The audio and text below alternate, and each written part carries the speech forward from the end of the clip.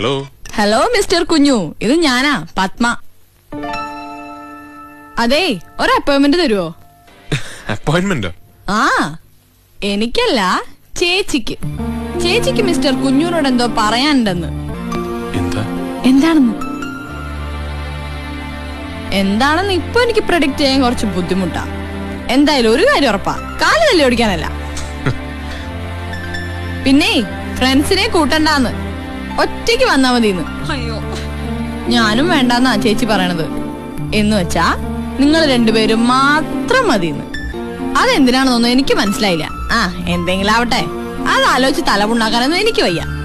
അപ്പൊ വരുമോ മിസ്റ്റർ കുഞ്ഞു? നാളെ വൈകിട്ട് 5 മണിക്ക്. ഓക്കേ? അയ്യോ, നീ സ്ഥലം പറഞ്ഞില്ല. ആ, അപ്പൊ ഇങ്ങോട്ടല്ലേ? ഇവിടെ വേണ്ട, നിനക്ക് ഇഷ്ടമുള്ള വേറെ സ്ഥലം പറഞ്ഞു.